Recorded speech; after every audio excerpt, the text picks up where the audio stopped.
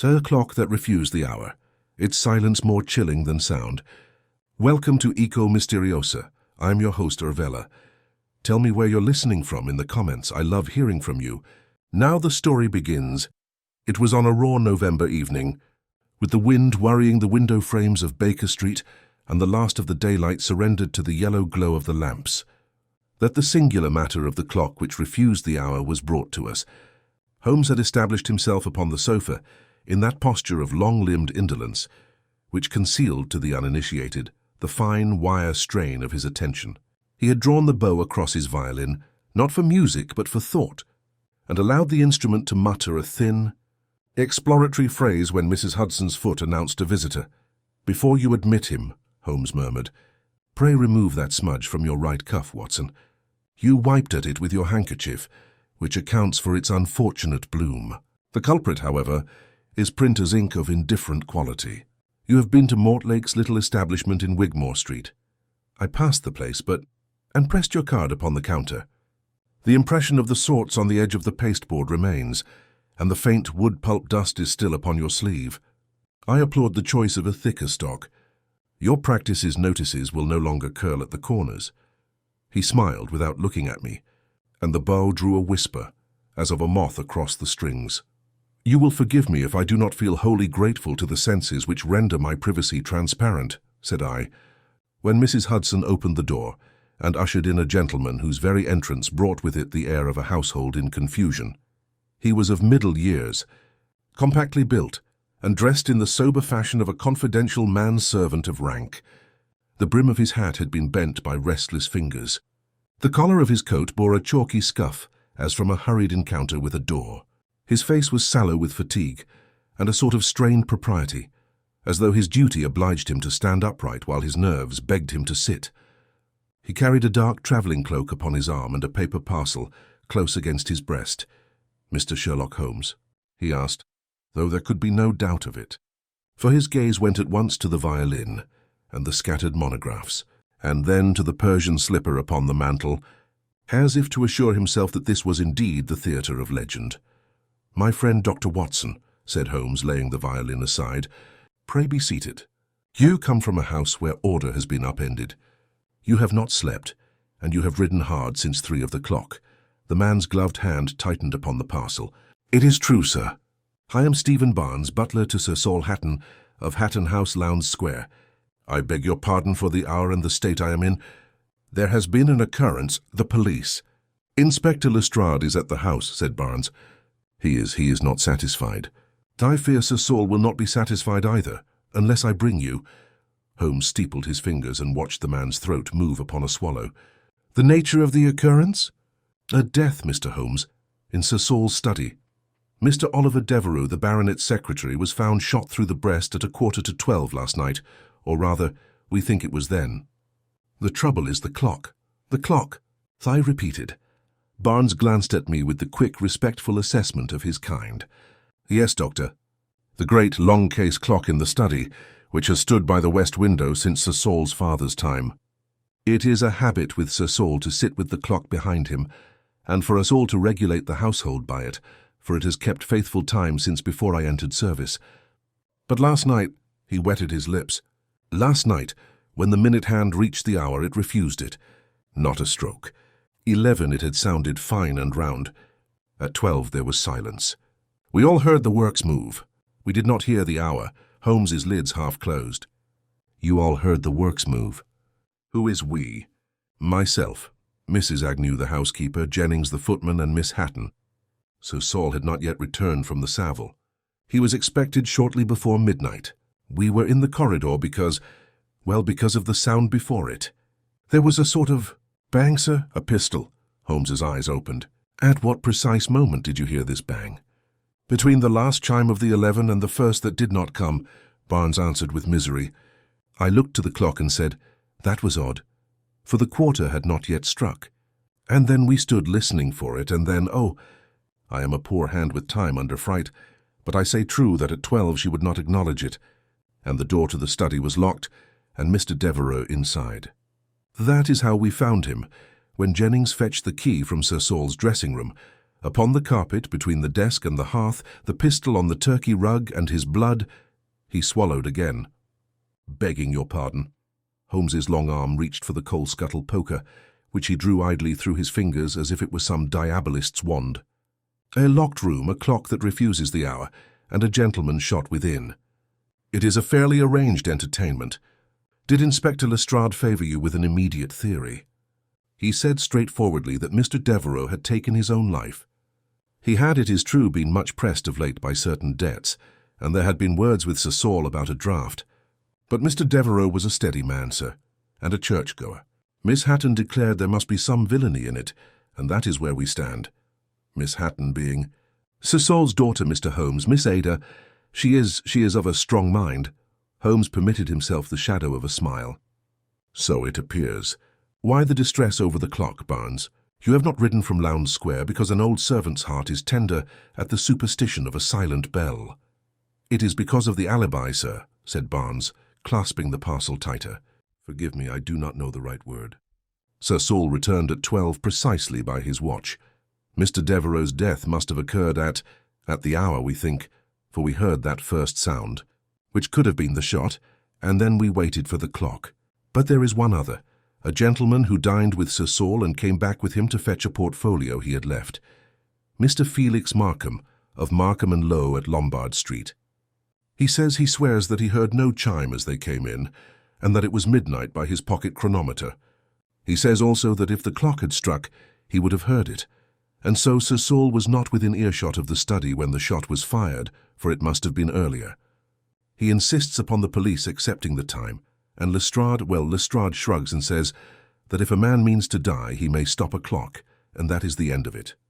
But I tell you, sir, the clock was wound at 6 by my own hand, and the last hour she had always told she told true. Holmes tapped the poker twice upon the fender, a quiet, metallic note. "You spoke of a parcel." Barnes started as if he had forgotten it. "Miss Hatton pressed me to bring it." "It is the hammer from the bell of the clock, Mr. Holmes. Inspector Lestrade permitted me to remove it, only when Miss Hatton said she should herself go to Baker Street if he forbade it. He was not pleased, but he said he had measured and noted all and could spare a trifle of brass." Holmes's face lit with that peculiar avidity which had more of the hawk than the scholar. "Ah, he could spare a trifle of brass, but we cannot, Watson. Put it on the table, if you please, Barnes." The butler laid the small bundle upon the table and unfolded with reverent hands a piece of brown paper, revealing a brass hammer, no longer than a man's palm, its tiny head flattened by decades of punctual obligation. It lay there dull and innocent, an object as incapable, one would say, of malice as a child's thimble. Holmes did not touch it at once. He leaned forward, his nostrils dilated, and then he brought the lamp closer. "You observe, Watson?" he said, without looking round. "I observe a smear," I answered, "as from grease." "And a little grit at the pivot," Holmes added softly. With the point of his penknife, he teased free a filament scarcely visible to me. He held it up. "Wickedness is often a filament. This is candle wax, tinted. The tint is of a sort used to dull the shine of brass in houses, where the mistress dislikes a glitter. Barnes, does Mrs. Agnew keep such tapers?" "She keeps black wax for mourning and brown for economy, sir." "We have used brown upon the railings," Holmes nodded. "And upon hammers, it seems, when an hour must be refused." He returned the filament to the paper as a banker returns a note to the till. "Tell me of Mr. Devereux's position.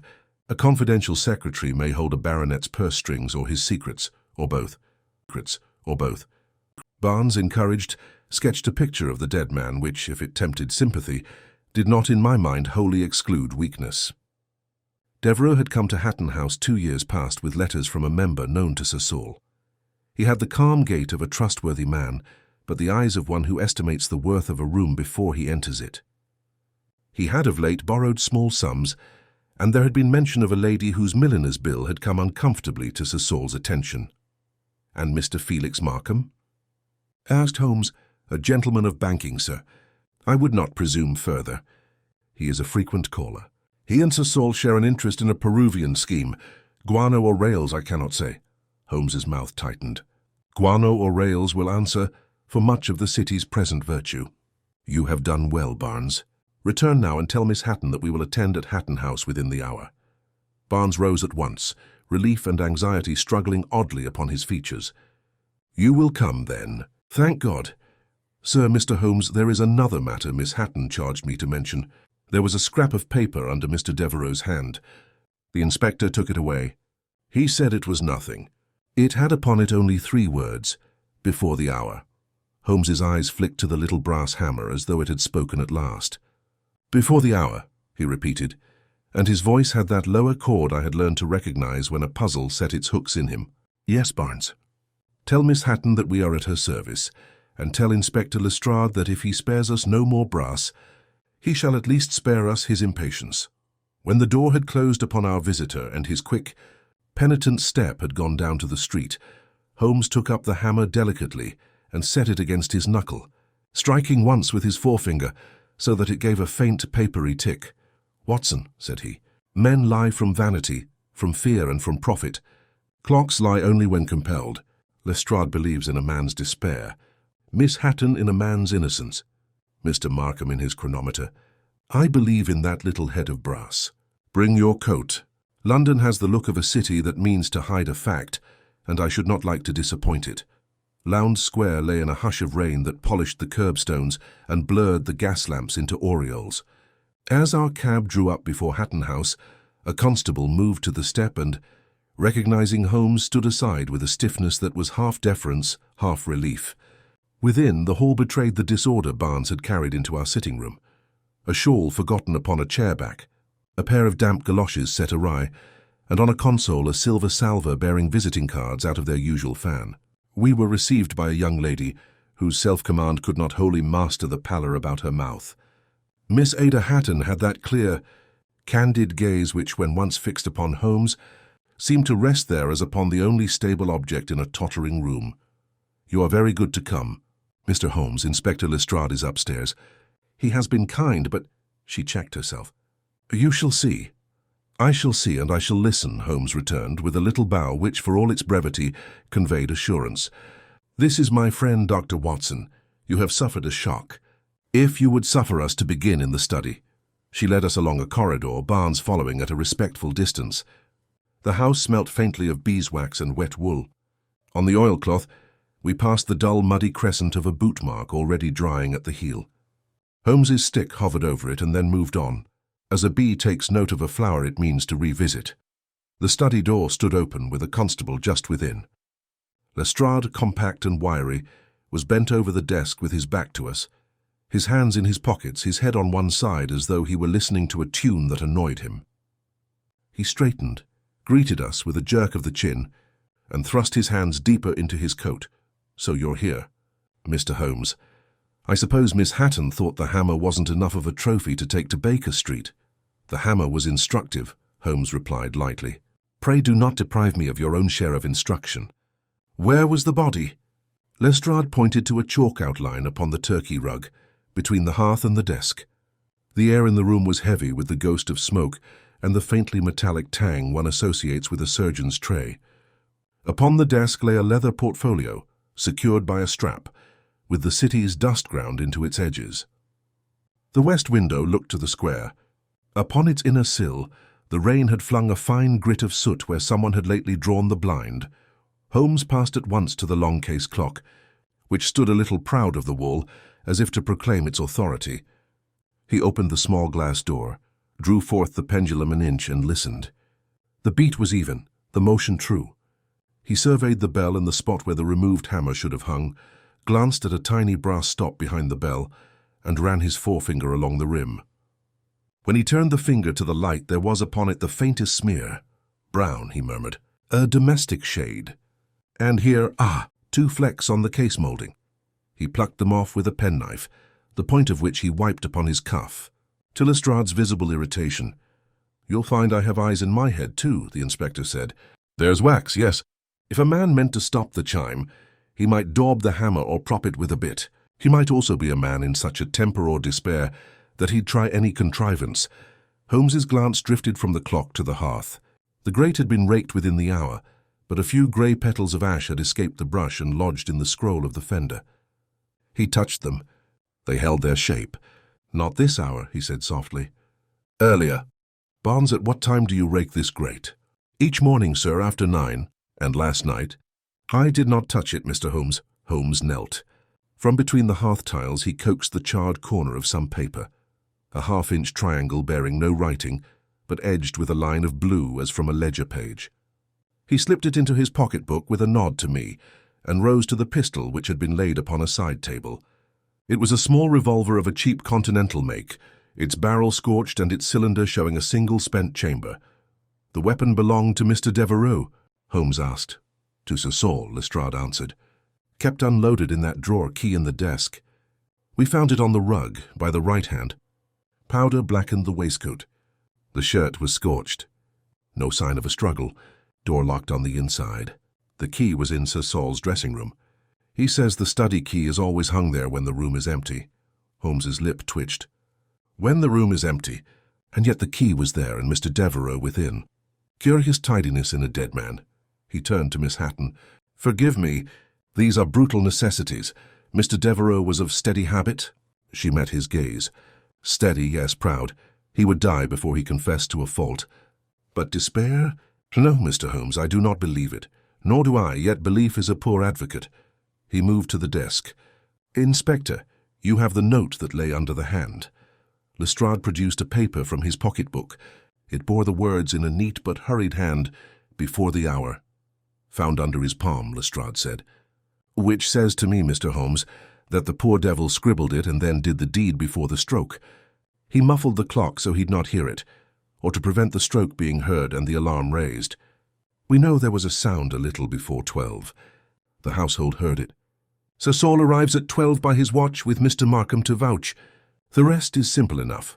"Simple arrangements are often elaborate when viewed from behind," Holmes returned. He held the note to the lamp, examined the fibres, smelt it, and passed it to me. There was upon it a faint odour of lavender, as from a drawer liner. "Miss Hatton, where did Mr. Devereux keep his papers?" "In the right-hand desk drawer, which you have already noticed is locked," she replied. "The writing paper is in the middle drawer." Holmes tried the drawers. The right hand was indeed locked. Lestrade jangled a ring of keys, selected one, and opened it with a flourish. Within lay a small account book, a packet of letters tied with blue ribbon, and a tin of wafers. Holmes lifted the letters, weighed them, and set them down again without untying the ribbon. He took out the wafer tin, opened it, and showed us that 2 wafers adhered to the lid, browned and misshapen. "Barnes," he said, "who trimmed the clock yesterday?" "I did, sir, with my pocket-knife. I wiped the knife upon a rag afterwards, which is in the pantry." "And who dusted this room today?" "No one, Mr. Holmes. The inspector forbade it." Holmes's glance went again to the oilcloth in the corridor. "Then the order of feet has not been disturbed." He crossed to the threshold, knelt, and traced with his stick the succession of marks. A broader, blunt-soled impression at the angle, Barnes's, a finer, sharp-edged print, with a slight inward turn of the toes, and near the skirting, a small, precise half-moon as if made by a heel kept habitually high. "Miss Hatton, your shoes." She looked down with a ghost of impatience at the irrelevancy. "I had slippers on last night, Mr. Holmes." "Just so. Mr. Markham's foot would be of what size, Barnes?" "A neat 6½ sir, with a fashionable heel." "He walks very straight." Holmes's eyes brightened. "Heels often tell truths to which mouths are deaf. Doctor, oblige me with a glance at the wound again." He indicated the place by the chalk and described the angle with his hand. "The scorch, the scatter, short barrel, close range, fired downward a little. A man sitting, raising the weapon, or someone standing above him." Lestrade lifted his chin. "We have witnesses as to where everyone was." "You heard Barnes. The household in the corridor, Sir Saul and Mr. Markham entering at midnight. The window is latched within. If anyone slipped out, he left no token of it." Holmes went to the window and examined the latch. The brass showed a tiny crescent of fresh abrasion, as though a thin instrument had lately been inserted. He turned, and the ghost of a smile visited his face and was gone. "A token is often a very small thing. Miss Hatton, did Mr. Devereux habitually work late?" "Often. He would prepare Sir Saul's letters for the morning, and Sir Saul was at his club until midnight by his account. Yes, Mr. Markham dined with him and returned only to collect a portfolio." Holmes touched the strapped portfolio with a knuckle, "which now waits collected to be carried away. And yet no, perhaps Mr. Markham discovered he could do without it." He glanced to Lestrade. You can reach Mr. Markham. He is at his chambers in Lincoln's Inn. I've sent a man. Good. Do not let him carry this portfolio off the premises before I have weighed it. Holmes stepped again to the clock and, with a suddenness that made Miss Hatton start, lifted the bell from its screw. He peered into the hollow and shook it gently. From within, a faint patter answered him. 2 dried granules fell into his palm. Grit, he said. And yes, wax dust. Someone worked by candle, someone impatient of shine, someone who meant that at 12 there should be no voice in this room but a pistol's. Before the hour, wrote our poor secretary. He did not mean before he died. He meant before the clock refused it. He set the bell back, and his eyes, which had been bright and cool, softened a degree as they rested upon Miss Hatton. Courage. We are to have callers soon enough. I shall ask you, Inspector, to permit me a small experiment with this door and that key. Barnes, fetch me a length of black thread, a needle, and the rag from your pantry.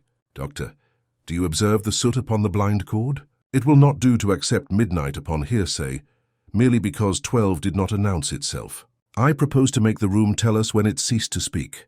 Holmes's request for thread and needle sent Barnes hurrying, his shoes whispering along the corridor, as if he feared to be too audible in a house burdened by silence.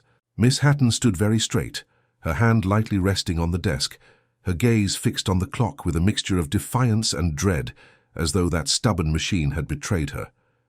Holmes, meanwhile, was at the door with Lestrade, eyeing the brass lock with an almost playful detachment. You see, Inspector, he said, this key arrangement is most obliging. It informs us whether a man wished the world to believe the room secure, or whether it was in fact so. A subtle but vital distinction. Lestrade gave a short grunt. The lock was sound. The door was shut and the key wasn't inside. Unless you mean to tell me the ghost of Mr. Devereux locked it after him, I'll stick to my view. Holmes ignored the remark. He accepted the thread and rag from Barnes, threading the needle with nimble precision. "To observe," he said, fixing the needle into the soft fabric of the rag. He knelt by the lock, passed the thread through the keyhole and drew it taut across the jamb. Now if the key were turned from without, a trace remains. The fibers of the thread will part or catch. A child could test such a thing. Lestrade crouched, scowling, but his eyes followed every motion. Holmes drew the key slowly across, then back again, withdrawing the thread to show it now faintly scuffed with brass filings. Precisely so, he murmured. Thus the door was secured from without after all, though not in the fashion one might expect. Miss Hatton caught her breath. Then it was not suicide. Holmes rose, dusting his fingers. We must not anticipate. It means only that the illusion of a locked chamber was contrived. Suicide thrives on despair. Contrivance thrives on purpose. For the two seldom walk hand in hand. He turned back to the desk, lifted the portfolio and weighed it upon his palm. Curious, he said softly. Too light for a full case of accounts, yet too heavy for papers alone. With his other hand he tapped it gently. A dull, muffled sound answered him. He set it down. Watson, a surgeon's ear would call that a hollow note, not unlike one finds in a skull fractured and filled with clot. Markham's forgotten portfolio may yet prove an organ of this mystery. Before Lestrade could retort, the door admitted a constable announcing Sir Saul Hatton himself. The baronet entered with a quick, almost military stride, his cloak flung back, the air of the Savile still clinging about him. He was tall, ruddy, and visibly nettled, though he attempted civility. Miss Hatton, you should be resting, he said with brusque concern before his eyes fell on Holmes. So you have brought this gentleman into my house. Well, sir, you know I am a practical man. If Lestrade here tells me it was suicide, I accept it. But my daughter insists there was villainy, and she has the determination of her mother. So if you can settle it quickly, I shall be obliged. Holmes bowed with a courtesy that carried its own irony. Quickly is a term one must never promise in truth's service, Sir Saul. Still, you may be assured we move with all the haste the case will allow. The baronet scowled faintly, as though Holmes had already taken too long by speaking in complete sentences. Then you will have what aid I can give. I returned from the club at midnight, as I told Lestrade. Markham was with me. The household heard the shot, though to my mind it was no more than a door slammed. I entered and Devereux was dead. That is the sum. Holmes's gaze lingered on him with that half-closed scrutiny which I had learned meant he was measuring words against truths. And your watch showed the hour precisely? It did. Markham remarked on it, for he prides himself on his chronometer. Holmes's glance slid briefly to the clock, then back. "And you had quarrelled with Mr. Devereux about a draft?" Sir Saul stiffened. "I did." "He exceeded his authority. A man must keep his secretary in hand or be led by the nose. But I had no wish for his death." Holmes inclined his head, accepting the protest with a neutrality that was more unnerving than doubt. "And the portfolio?" he asked, touching it lightly. Sir Saul's eyes flicked to it. "Markham's, he left it here. Business papers." I told him he was careless, but he laughed. "He intended to fetch it last night." Holmes tapped the strap. "So he said. Yet it lies here still." Curious carelessness. Before Sir Saul could reply, the sound of hoofs clattered in the square, and moments later another constable ushered in Felix Markham. He was a man of elegant carriage, younger than I had imagined, with a neat moustache and the air of one accustomed to command by suavity rather than force. He greeted Sir Saul with a deferential smile, bowed to Miss Hatton and glanced at Holmes with a flash of curiosity that flickered into guarded caution. "I have been summoned, Inspector," he said smoothly, "though I hardly see what more I can add. Poor Devereux was unstable. It is a sad thing, but I cannot pretend to surprise." Holmes, standing by the clock, fixed him with that unwavering gaze which seemed to strip a man of the little shields with which he armored his words. "Not surprise, perhaps," he said softly, "but interest. You are a man precise in time. Did you hear the stroke of midnight last night?" Markham's smile sharpened. "I did not, Mr. Holmes. I remarked upon it. If the house relied upon this clock, it was ill-served, for my watch assured me the hour had come." "Sir Saul can confirm it." "Indeed," Holmes murmured, "and so the pistol must have sounded earlier, before your return when the clock still had a voice. Convenient for Sir Saul." A flush of indignation coloured Sir Saul's face, but Markham raised a hand in easy dismissal. "Nonsense. The pistol was despair, not contrivance. No man gains by it." Holmes's lips curved faintly.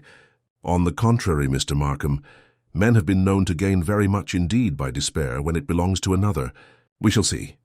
He turned abruptly, crossing to the desk, and with one swift movement cut the strap of the portfolio. A faint rustle answered as he opened it wide. Inside lay not papers, but a heavy bound ledger, and beneath it a small wooden box, its surface stained by damp. Holmes lifted the box and set it upon the desk, with the delicacy of a chemist handling a volatile reagent. "There," he said. "Not despair, but purpose. And purpose, gentlemen, has a way of leaving its shadow before the hour strikes." The room held its breath. Miss Hatton's hand tightened on the edge of the desk. Lestrade stepped forward, his face a picture of mingled irritation and curiosity. And Holmes, with that keen hawk-like glint in his eyes, reached for the clasp of the box, as though within it lay the true heart of the mystery. Holmes flicked open the clasp of the wooden box, and the hinges gave a reluctant creak. Within lay a neat arrangement of banknotes, folded in packets and bound with slips of parchment. Beneath the notes was a sheaf of correspondence, some bearing foreign stamps, others embossed with the insignia of firms in the city. The odour of damp clung to the papers, as if they had been hidden somewhere less respectable than a gentleman's desk. Holmes turned one over with the point of his knife. "Peruvian bonds," he said softly, "or so the untrained eye would suppose. In reality, forged with a care equal to the brazenness of the scheme. And the box concealed under the pretence of a mere forgotten portfolio. Tell me, Sir Saul, were you aware your secretary trafficked in such paper?" Sir Saul's brows knit. "By heaven, no. I have invested with Markham's firm, yes, but always above board. Devereux was entrusted only to copy letters and prepare drafts." "What is this villainy?" Markham's colour rose a fraction. "These are absurdities. If Mr. Devereux dabbled in such things, it was without my sanction. Sir Saul knows my reputation. To suggest that my firm—" Holmes cut him off with a quiet motion. "I suggest nothing yet, but forgery is a craft that demands both knowledge and protection. A secretary alone cannot pass such paper. He requires a patron, and a very bold one." Miss Hatton's eyes never left Markham's face. There was no fear in her expression, only a sharpening resolve, as if Holmes's words had stirred a suspicion she had long held in silence. Lestrade meanwhile bent over the box with undisguised eagerness. "This is enough for me," the inspector declared. "Devereux saw he was caught out, knew the game was up, and shot himself before the stroke of 12. That explains your little note, Holmes, before the hour." He meant before the hour of exposure. "Clear as daylight. Exposure to whom?" Holmes asked.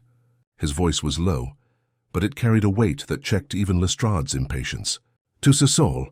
To the police? Or to a partner grown weary of division? He lifted the lavender-scented scrap once more and let it fall gently back upon the desk. A dying man does not cloak his meaning in riddles. He was cut short. He wished to tell us not when but why. Holmes turned suddenly to Markham. Your watch, if you please. Markham blinked. My watch? Why, certainly. He drew out a fine gold chronometer and laid it on the desk with a touch of bravado. Holmes examined it, listening to the beat, then set it beside the long case clock.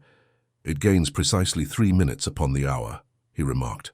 And yet you swore last night that by your chronometer it was midnight. To the household still listening for the stroke, it was not.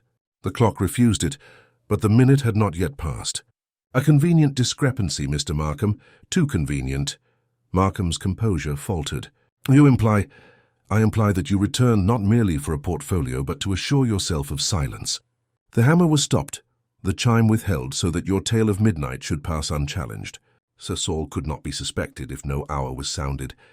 It is a cunning net, but it leaves threads visible to any who care to trace them. Sir Saul's face flushed with anger and bewilderment. Markham! By heaven, if you have made a cat's paw of me— Holmes raised a hand. Gently, Sir Saul. Let us not place rope upon any neck until we have weighed all evidence. But I say this. The forged paper, the silenced clock, the convenient watch, these are not the work of despair. They are the work of design. Whether Devereux threatened exposure, whether he sought to step beyond his station, or whether he was merely inconvenient, I cannot yet declare. But his hand did not end his own life. Miss Hatton drew a sharp breath. Then it was murder. Holmes inclined his head. Murder, wrapped in the semblance of suicide and bound about with timepieces. Our next step must be to learn where Mr. Devereux spent his hours before he entered this room. His movements yesterday will tell us whose hour it truly was. Lestrade, though clearly nettled, managed a gruff nod. I'll have the servants questioned. We'll see if anyone recalls his doings. Holmes smiled thinly. Do so, Inspector. Meanwhile, I shall pay a call upon the watchmaker, who last serviced Mr. Markham's chronometer. A timepiece, like a man, leaves its history in scratches if one but looks closely enough. With that he closed the box, replaced the forged notes, and laid the portfolio back upon the desk. The long case clock ticked on, untroubled now by silence, its pendulum swinging like a heart that knew secrets it would not yet share. And in the charged stillness of that room, I felt that the case had deepened into one of those rare puzzles where Holmes's genius found its truest trial. The tension that followed Holmes's declaration clung to the study like smoke after a shot. Sir Saul paced before the hearth, his heavy tread betraying both agitation and the instinct to reassert command within his own house. Markham, by contrast, recovered a veneer of composure, though his fingers tapped restlessly against the desk as if seeking rhythm in an unsteady world. Miss Hatton stood silent, her gaze alternating between Holmes and the long case clock, as though weighing which she trusted more to measure truth. Holmes, indifferent to the currents of emotion, adjusted his cuffs and turned to Lestrade. Inspector, before we trouble the servants, indulge me in a small errand. The timepiece upon which Mr. Markham sets such store, its last adjustment, will tell us whether fortune or design accounts for those 3 minutes' gain. Watson and I shall step to the Strand in the morning. In the meantime, the box of forgeries should remain under lock. Trust it not even to the desk. A man who risks murder for profit does not blanch at theft. Lestrade, though still nettled by the suggestion of oversight, summoned a constable and ordered the box sealed in his custody. Holmes's eyes flicked briefly to Miss Hatton. Your courage, madam, must endure a little longer. Truth, like time, keeps its own pace. It is only a question of refusing the wrong hour and waiting for the right. She inclined her head, her lips compressed, and withdrew with Barnes at her side. Sir Saul muttered something about absurdity, but offered no further protest. Markham excused himself with smooth civility, promising to return when summoned, though I noticed the set of his shoulders as he departed bore more stiffness than ease. Once we were alone in the cab rattling back to Baker Street, I could no longer contain my question. Holmes, do you truly believe Markham silenced the clock? It seems a leap from forged bonds to murder. Holmes's eyes gleamed in the half-light of the passing lamps. Not a leap, Watson, but a step, small to one who notes the length of stride. Consider forged securities, a convenient chronometer, and the refusal of an hour that might have contradicted his tale. Each by itself may be dismissed. Together, they form a pattern too deliberate to ignore. The difficulty lies in proving whose hand fired the pistol, for Devereux might still have done it at another's persuasion. At persuasion, men of weaker fibre often take their lives with another's words on their lips. But I doubt Devereux chose silence willingly. His note, before the hour, carries the tone of warning, not farewell. No, Watson, there is more here, some pressure we have not yet uncovered.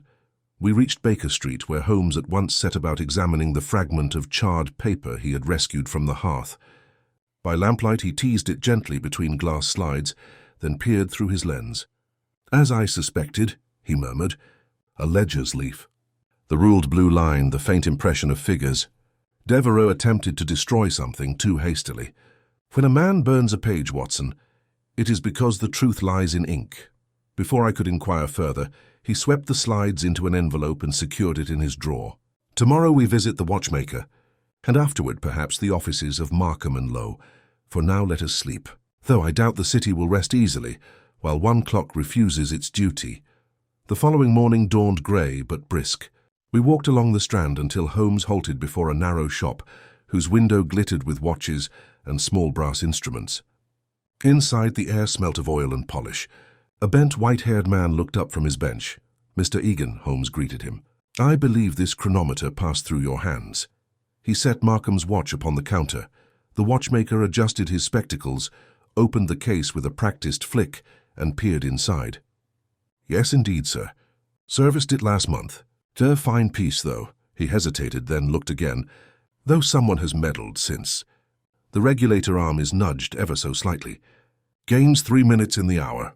I'd not have let it leave my bench so." Holmes's eyes sharpened. "Can you tell when this meddling occurred?" Egan shook his head. "Not precisely. But recent, I'd say.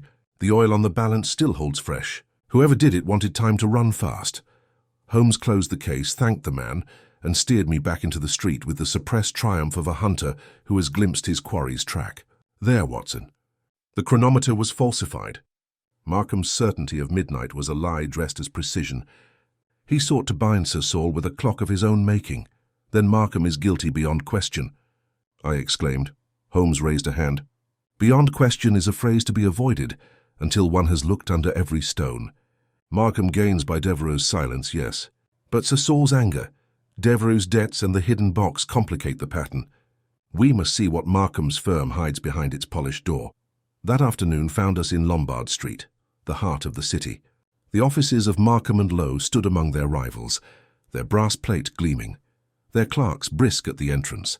Within, the hush of money and calculation reigned. Holmes gave his card, and after a short delay we were admitted to a private room where Mr. Lowe, a stout gentleman with spectacles, awaited us. Holmes wasted no words. "Mr. Lowe, I inquire into the late Oliver Devereux." "He served Sir Saul Hatton." "Did he transact business here?" Lowe looked startled. "Devereux? No, sir. Our dealings were with Sir Saul or with Mr. Markham directly.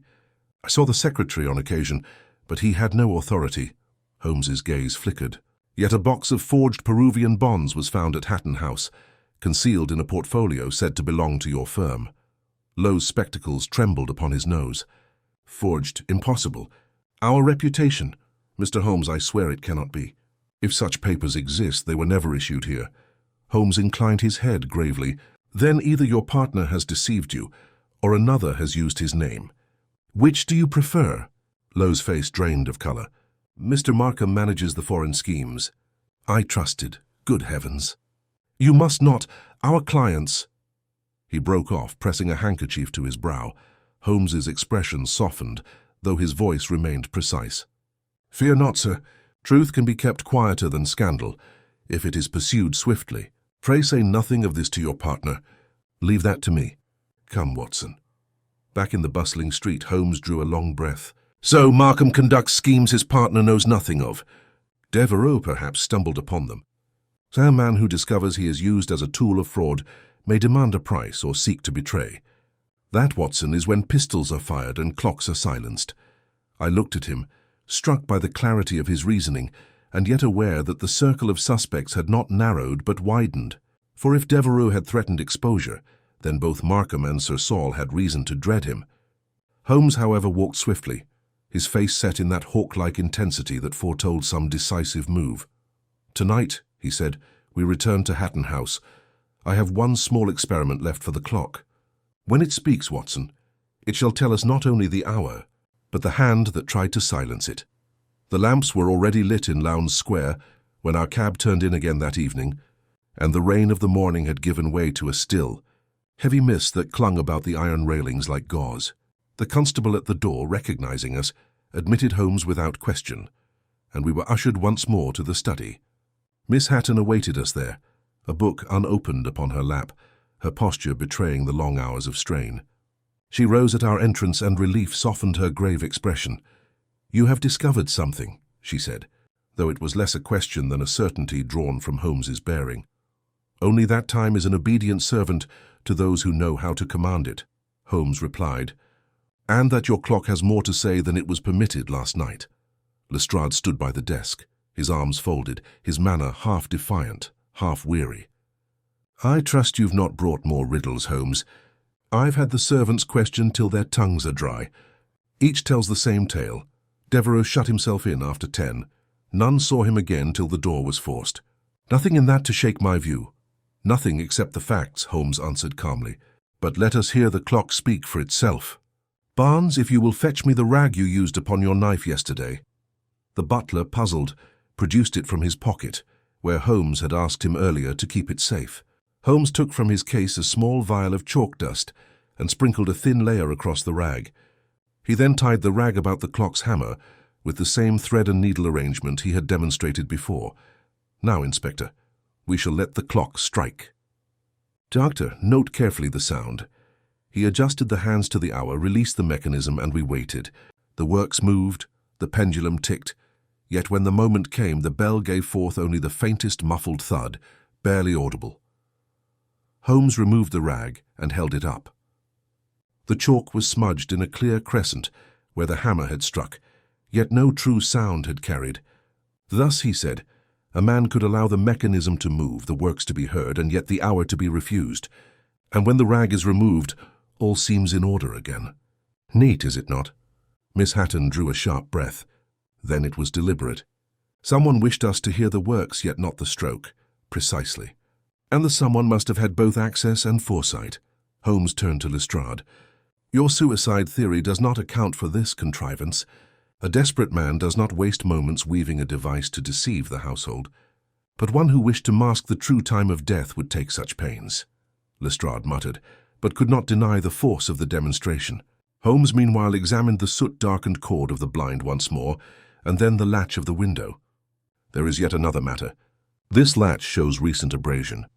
A man skilled with a thin blade could work it from without, and the soot upon the blind cord suggests it was pulled in haste, perhaps by one entering or leaving after the shot was fired.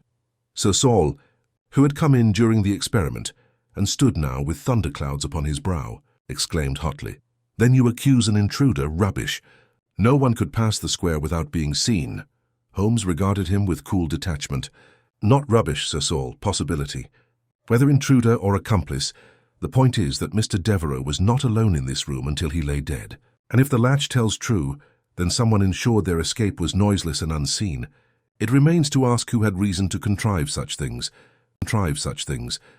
At this moment a constable entered with a note for Lestrade. The inspector read it with a frown, then handed it silently to Holmes. I glanced over his shoulder. It was from a man at Lincoln's Inn, reporting that Mr. Markham had departed his chambers unexpectedly that afternoon and had not returned. Holmes's eyes narrowed. "Flight, Watson, is often as eloquent as confession, but I do not yet believe Markham a fool. He flees not because of guilt, but because of fear that the clock will speak more clearly than his watch. And I must know whom he fears most, exposure to the law or betrayal by an accomplice." Miss Hatton stepped forward. "Then you will find him, Mr. Holmes." "I shall find him, yes," Holmes said quietly. "But more importantly, I shall find the truth that drove him. For even now I cannot exclude the possibility that Sir Saul himself has been used as much as his secretary. And if that is so, the true architect of this crime has yet to show his hand." Holmes turned back to the clock, placed his palm gently against its case, and closed his eyes a moment. "Time is the most relentless of witnesses, Watson. It speaks whether we listen or not." Devereux wrote before the hour, because he knew the hour would be silenced. He meant to tell us, look before the silence. What occurred then, between the last chime of 11 and the shot, is the fulcrum of the whole affair. I felt the weight of his words settle over the room. Sir Saul shifted uneasily. Lestrade muttered beneath his breath, and Miss Hatton's pale face seemed etched with both dread and hope. Holmes straightened abruptly, his eyes gleaming.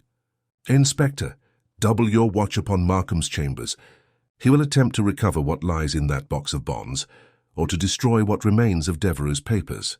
And Watson, tonight you and I remain here, for if the murderer sought to silence the clock once, he may seek again to turn time to his service, and it would be remiss of us not to be listening when he does." Thus it was agreed, and as the household retired, Holmes and I settled into the shadowed study, the long case clock ticking steadily in the silence.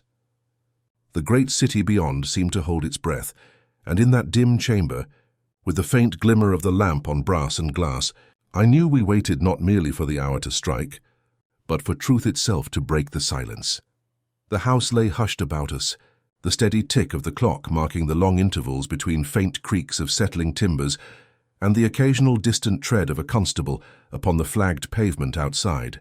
Holmes had drawn his chair into the deepest shadow near the west window, where the faint glow of the street lamp could not reach him, while I remained by the hearth with my notebook closed upon my knee, listening to the strange concert of silence. He had forbidden me speech, motion, even the clearing of a throat, for, as he whispered once, "Sound is as revealing as sight, Watson, and tonight we watch for a hand that fears both." The first hour passed without disturbance. I confess my thoughts strayed often to the murdered secretary and his cryptic warning. The room held his absence with peculiar intensity, as though the silence into which the clock had been thrust still echoed with him. Holmes, immovable in his corner, might have been mistaken for a carved figure, save for the glint of his eyes whenever the pendulum caught the lamplight. It was after 1 o'clock when the faintest sound stole upon us. So delicate I thought at first it no more than the pulse in my own ear. A soft scrape, metallic from the direction of the window latch. Holmes's hand rose in warning, and we waited, scarcely breathing. Slowly, with infinite care, the sash edged upward. A shadow darkened the blind, and then a slim figure slid within, stooping low as though well practiced in stealth. Holmes moved like a spring released, crossing the floor in 2 noiseless strides. His hand shot out, and a cry stifled at the lips betrayed the intruder's surprise. In another instant the lamp was turned up, and revealed the pale, contorted features of Mr. Felix Markham. "Holmes!" I exclaimed, leaping to my feet. Markham twisted desperately in Holmes's grip, his fine coat catching upon the desk, but Holmes held him as in a vice. "Steady, sir," he said with icy calm. "There is nothing to be gained in struggling. You have already betrayed yourself in entering." Markham sagged suddenly, as though recognizing resistance was futile. "You don't understand," he panted. "I had to. There are papers, dangerous." "Indeed," Holmes returned. "And you believed that by creeping into a house watched by the police, you would succeed in erasing them. Your courage is admirable, if misplaced." At that moment Lestrade burst through the door, roused by the commotion, his face lit with grim satisfaction. "Ha! I knew he would return." "Well done, Holmes. The game is up, Mr. Markham." Markham's eyes darted wildly, not to Lestrade, but to the clock. "You don't know what you're saying," he cried. "It wasn't me. Devereux, he had them. He threatened me, but I didn't kill him. I swear I didn't."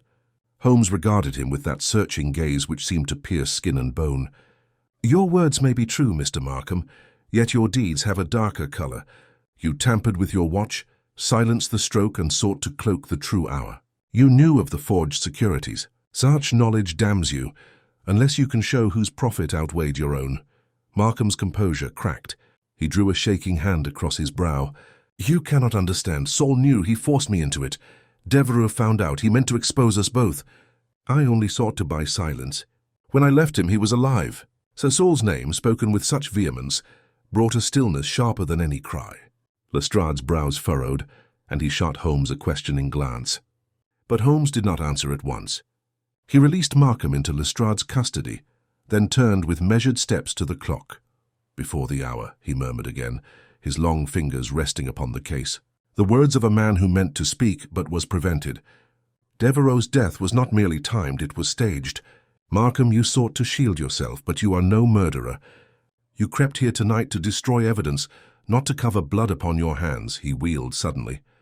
Inspector, where is Sir Saul? Lestrade started. In his chamber, I suppose. There's a constable on the stair. Send for him at once, Holmes commanded. For if I read this riddle rightly, the baronet has played us all false. The truth lies in what Devereux threatened to reveal, and in the silence that followed. Hurry, man! Lestrade dispatched the constable, and in the charged interval, Holmes crossed to the desk, rifling swiftly through its drawers. From beneath a false bottom, he drew forth a narrow ledger bound in green leather. He opened it, and a grim smile curved his lips. As I thought. Not merely forgeries, Watson, embezzlements, transfers concealed under foreign headings. Sir Saul's own hand here and here. Before we could speak further, heavy steps sounded on the stair, and Sir Saul himself entered, his robe hastily wrapped about him. His face, though still ruddy, bore the tautness of a man bracing against discovery. He stopped short at sight of Markham in custody. What's this? He demanded. Another of your tricks, Holmes. Dragging an honest man from his bed while thieves slip free. Holmes held up the ledger. No thief but yourself, Sir Saul. Devereux discovered your fraud, and for that he died. You silenced the hour to give yourself an alibi, with Markham's adjusted watch as your accomplice. He was too weak to defy you outright, but strong enough to tamper with time. Yet in your haste you overlooked one thing, the dying man's note. Before the hour, his last attempt to point to the silence you contrived, for the first time I saw Sir Saul falter. His hand trembled upon his robe, his eyes flicked to the clock as though it might yet defend him. Then he drew himself up with a bitter laugh. Clever, too clever by half. You cannot prove I fired the pistol. Holmes's gaze hardened. You mistake, Sir Saul. Proof lies not in the weapon, but in the scheme. Only the master of this house could command access, dictate where the keys were kept, and ensure the servants' obedience. Only you had the power to silence both clock and secretary. And only you stand to profit from the forged securities, for Markham was but your cat's paw. The silence that followed was broken only by the relentless tick of the clock. Sir Saul's defiance ebbed from his face, leaving it pale and heavy. He looked not at Holmes but at his daughter, who had entered quietly behind him, drawn by the commotion. Miss Hatton's eyes met his without flinching. Sorrow and accusation mingled. Holmes spoke once more, his voice low and inexorable. The hour has struck, Sir Saul. You cannot refuse it now. Cannot refuse it now. And in that moment, as the pendulum swung, it seemed to me that time itself bore witness against him. Sir Saul stood rigid, his broad frame casting a heavy shadow across the lamplight. Yet there was no mistaking the slackening in his features as Holmes's words settled over him. His daughter's steady gaze held him in place more firmly than Lestrade's constables could have done, and for a moment the grand baronet of Lowndes Square seemed shrunken, a man cornered not by walls but by truth. You speak boldly. Mr. Holmes, he said at last, his voice low but edged with bitterness, accusation is not proof. A gentleman's reputation cannot be undone by conjecture. Holmes closed the ledger in his hand with a sharp snap that echoed like a gavel. Conjecture? No, Sir Saul. These figures, these false transfers, are the handwriting of no clerk. They are yours. Devereux stumbled upon them and threatened exposure. Your scheme, already precarious, could not withstand scrutiny, nor could your pride endure disgrace. So you sought to silence him, to time his death so that your presence elsewhere seemed beyond doubt. But deception, like the silence of a clock, cannot endure forever. It always leaves a residue, however fine. Sir Saul's lips curled, though his colour drained. And Markham? You say he is but a cat's paw. Yet it was his watch, his forged bonds, his panic that brought you sniffing to my house. Why should he not be the guilty one? Markham, pale and trembling in the constable's grasp, lifted his head. Because I lacked the courage, he whispered. Yes, I tampered with the watch. Yes, I aided in the securities. But murder, his voice broke. Murder is not mine. Holmes's gaze swept over him without pity. You aided in fraud, Mr. Markham, and that is crime enough. But a pistol discharged at close range, a ragged note scrawled in haste, a contrived silence. Those are the acts of a man with mastery of his household and the keys of its doors. Sir Saul alone could provide that stage. Lestrade stepped forward, his jaw set. Then we've heard enough. "Sir Saul Hatton, you'll come with me." The baronet's defiance flared one last time. "You think the word of a servant, the numbers in a ledger, and the guesses of a meddler enough to topple me? I'm not so easily caged." He made as if to stride past, but Holmes moved, swift and unyielding, barring the way with a mere tilt of his long frame. "Not caged, Sir Saul," Holmes said evenly. "Merely brought to the hour you cannot refuse. You sought to erase it once, but here it stands. Time itself has borne witness." Miss Hatton's voice, quiet but unwavering, pierced the thick air. "Father, if there is honor left in you, do not meet this with lies. Mr. Devereux deserved better. Mother's name deserves better." The words struck harder than any accusation. Sir Saul faltered, his shoulders sagging beneath the invisible weight of his daughter's appeal. For a long moment he stared at the clock, its pendulum swaying, its tick relentless. Then he sank heavily into the chair by the desk, his face hidden in his hands. "It was never meant so," he muttered hoarsely. "Devereux pressed me, demanded payment, threatened the courts. I sought only to frighten him, to make him hold his tongue until I could mend matters. But he resisted. He would not listen. The pistol, damn it all, it went off in the struggle. The silence of the clock gave me a chance, and I took it. I thought," his voice cracked into a bitter laugh, "I thought myself cleverer than time." Lestrade exchanged a grim look with his men and gave the order. Sir Saul did not resist as the constables placed him under guard. Markham, still shaking, was led out alongside him, though Holmes remarked coolly, "See that his charge is fraud, Inspector. Murder belongs to another." When they had gone, the room seemed suddenly vast and emptied of menace, though the air still throbbed with the echo of what had passed. Miss Hatton stood by the hearth, her hands clasped tightly together, her face pale but resolute. "You have saved us, Mr. Holmes," she said, her voice low but steady, "yet at such cost." "My father—" She broke off, her composure wavering only for an instant before she straightened. "Truth was all I asked, and truth I have. For that I thank you." Holmes inclined his head gravely. "Truth is rarely gentle, Miss Hatton, but it is the only coin that endures. Your father mistook pride for strength and silence for escape. Neither can withstand the scrutiny of time." She bowed her head and withdrew, leaving Holmes and me alone once more with the clock, which ticked on implacably. Holmes stood before it, studying its polished face with the air of a man regarding an adversary worthy of respect. "You see, Watson," he said at length, "the clock is the most incorruptible of witnesses. Men may tamper with it, stop its voice, falsify its fellows, but in the end it betrays them, for time and truth are ever allied. Sir Saul could no more master the one than the other. I could not but marvel at the relentless chain of reasoning that had brought us here, from a silenced hour to a confession wrung by inevitability. And yet," I said quietly, "had you not noted the wax upon the hammer, the grit upon the sill, the gain of Markham's watch, would not Lestrade's tale of despair have prevailed?" Holmes's lips curved in that rare, thin smile that bespoke no vanity, only the satisfaction of intellect fulfilled. "Perhaps, but despair is a poor servant of logic, Watson. It leaves gaps where purpose leaves lines. Our task is only to follow them. We left Hatton House then, the square hushed under its pall of mist, the gas lamps burning like lonely sentinels. As we stepped into the waiting cab, the great clock behind us struck 2, each chime deliberate, resonant and whole, as though to declare that its silence would trouble no man again. Holmes leaned back against the cushions, his eyes half closed, and I knew he was already drifting toward that inward chamber of thought, where triumph and melancholy commingled. For myself, I could not forget the baronet's bowed figure, the daughter's steady courage, nor the dead man's desperate scrawl. Yet above all lingered the solemn toll of that clock, faithful now, yet forever marked in my mind as the clock that once refused the hour. The cab bore us steadily back toward Baker Street, its wheels splashing lightly through the mist-slicked streets. Holmes leaned in silence, his long fingers drumming lightly upon his knee, the only sign of the restless energy that still possessed him. I, for my part, felt a heaviness that was not fatigue but the weight of human ruin, the image of Sir Saul in defeat, his daughter's pale composure, and Devereux's lonely death circling in my mind like the echo of the chimes we had heard. At last Holmes spoke, his voice low, reflective rather than triumphant. "You observed, Watson, how swiftly Sir Saul shifted from denial to confession when his daughter spoke. It was not my reasoning that undid him, though it laid the ground. It was her words, honor, truth, the name of her mother. A man may withstand evidence, but rarely can he withstand the mirror his own blood holds before him. You believe, then, that had Miss Hatton not entered, he might still have resisted? Holmes shook his head. Not resisted, merely delayed.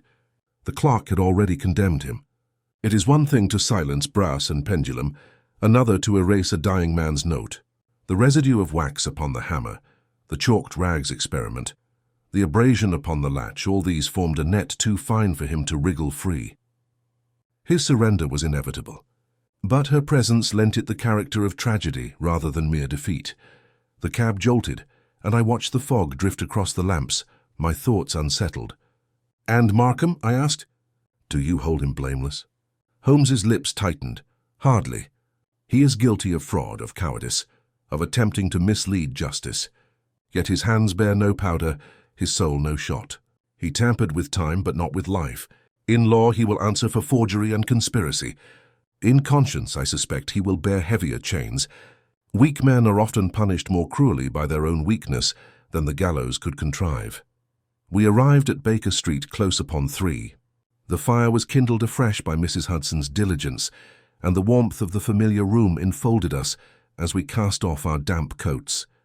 Holmes, rather than taking to his violin or pipe, seated himself immediately at the desk and began ordering the evidence into his precise arrangements: the charred scrap of ledger, the lavender-scented note, the small vial of grit and wax. He placed the forged bonds beside them, and with his customary delicacy, closed the green ledger that had sealed Sir Saul's fate. "Strange," I said, watching him, "that so many threads should converge upon so small a device as a clock's hammer. Had it not refused the hour, might the truth have slipped by unheard?" Holmes looked up with a gleam in his eye. "Do you not see, Watson? That silence was the very shout of the case. It cried against itself. If the clock had struck 12, Lestrade's tale of suicide might have satisfied even me, but by refusing the hour, it betrayed the hand that sought to master it. Crime is never so dangerous as when it tries to be clever.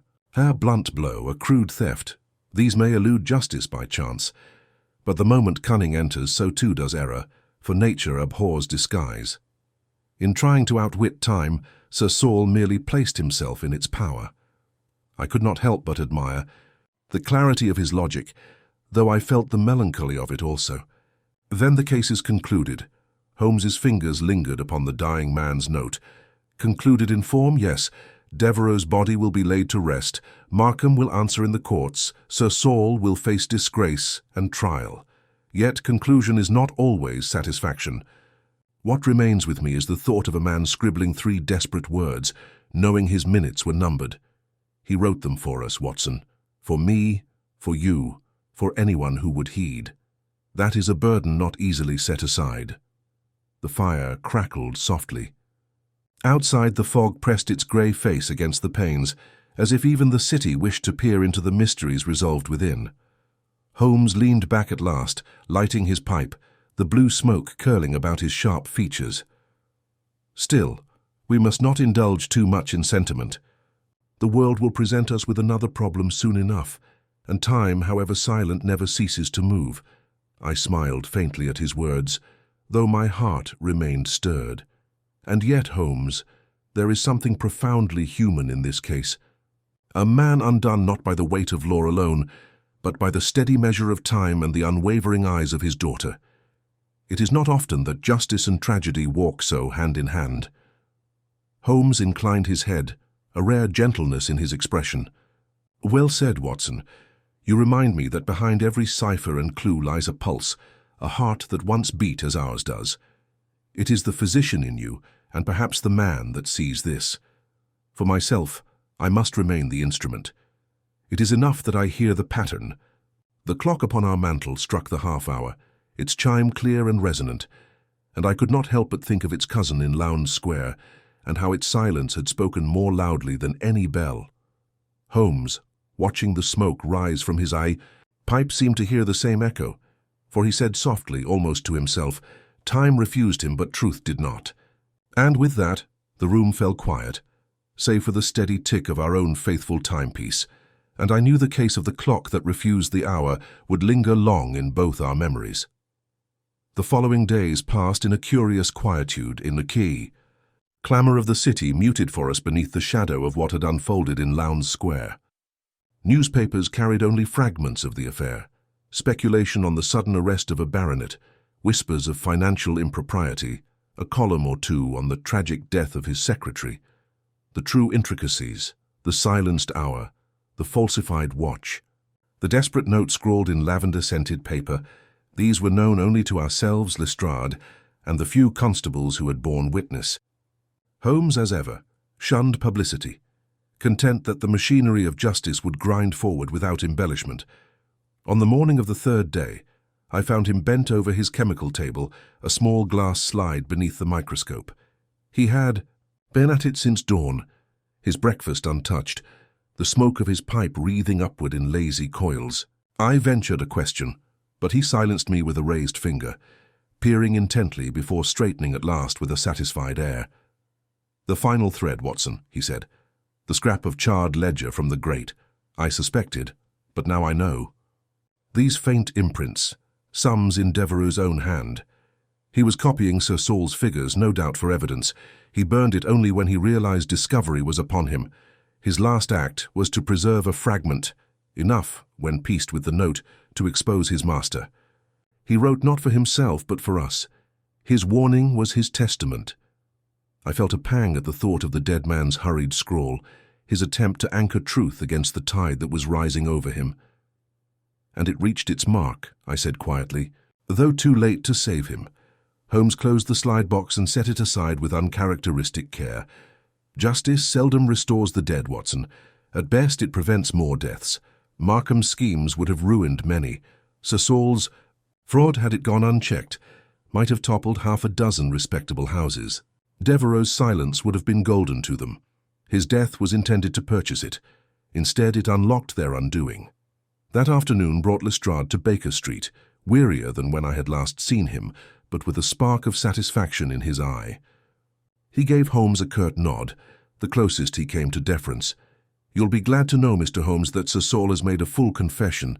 Not clean at first, he tried to lay it all on Markham, but when confronted with the ledger, he broke. Admitted to using Devereux as his shield until the man saw too much. The pistol, the clock, the key, all as you laid it out. It will hang him sure enough." "Hang him sure." Holmes inclined his head without triumph. "And Markham, charged with conspiracy and fraud. He'll stand, but his neck's not in the halter. Might get years behind bars, though." Lestrade sighed and glanced at me. "Strange thing, gentlemen. Truth hiding in silence. I'd never have thought to question a clock. Yet it was there all along. I'll not hear a bell again without thinking of it." Holmes allowed himself the faintest smile. "Then the case has served its purpose doubly. It has given justice, and it has taught even Scotland Yard that the smallest mechanisms may speak the loudest truths. You did well, Inspector, though you disliked the path." Lestrade grunted, half in irritation, half in reluctant agreement, and soon took his leave. When the door had closed, Holmes turned back to me with that sudden lightness of manner he sometimes adopted after the intensity of a case. "You see, Watson, the world insists upon mysteries, yet they are often betrayed by trifles. A fleck of wax, a watch that gains 3 minutes, a clock that refuses to strike, all tools in the hands of reason. Men imagine great crimes demand great clues, but the opposite is true.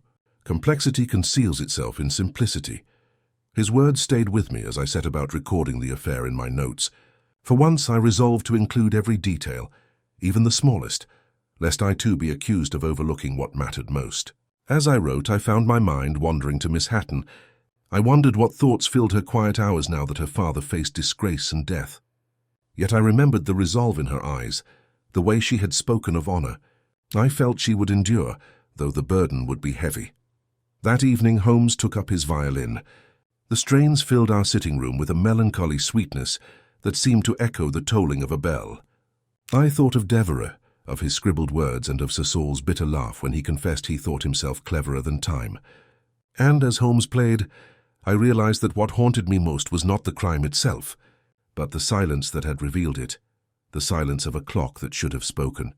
Holmes laid down his bow at last and remarked almost idly, "You observe, Watson, how the world presses forward. Tomorrow another case, another puzzle, and this one consigned to memory. Yet it is in such memories that the essence of our work lies. For what are we but keepers of hours others would erase? I nodded, though I doubted he sought an answer. The fire crackled low, the smoke curled upward, and the clock upon our mantel struck 9 with measured clarity. Each chime seemed to affirm that, whatever else might falter, time would go on bearing witness. So ended the case of the clock that refused the hour, a case that taught me more keenly than any before that truth may speak in silence, and that no contrivance of man, however cunning, can forever silence the voice of time. The days that followed brought closure with a swiftness unusual in such affairs. Sir Saul Hatton's name, once synonymous with solidity in both society and finance, fell with the resounding crash of a tower undermined at its base. The courts would strip him of station and wealth, and though his guilt was certain, the weight of disgrace seemed punishment enough before the law laid its final hand upon him. Felix Markham, though spared the gallows, would spend his years in prison, reflecting on the folly of ambition without integrity. For Miss Ada Hatton, the ordeal left her with grief, but also a strange liberty. She had borne the truth with a steadiness that even Holmes remarked upon with admiration. "It is rare, Watson," he said one evening as we spoke of her, "that one so young shows such an alliance with honesty. Many would have begged for silence to preserve a name." She demanded truth, though it shattered her home. That, I think, is true courage. As for the case itself, it remained one of those puzzles whose memory lingered not in triumph, but in reflection. I could not forget Devereux's final scrawl. Those 3 words etched with desperation and clarity, "before the hour." They had carried more weight than any shouted confession. Holmes, when pressed for his final thoughts, responded with the calm philosophy that so often cloaked the sharpness of his mind. Time, Watson, is the most incorruptible of witnesses. It may be delayed, disguised, or even silenced for a moment, but it always resumes its voice. Sir Saul believed himself master of time because he stifled a clock. Yet it was that very silence which condemned him. Remember this. In every crime there is always a moment before the hour when truth stands waiting to be heard. Our task is merely to listen. And so in the quiet of Baker Street, with the fire burning low and the steady ticking of our own clock filling the silence, I set down the last of my notes. Outside, London carried on with its endless tumult. Cabs rattling, bells sounding, the river moving unseen through fog. Within, Holmes leaned back in his chair, smoke curling about his features, his gaze far off, as though already turned toward the next enigma fate might set before him.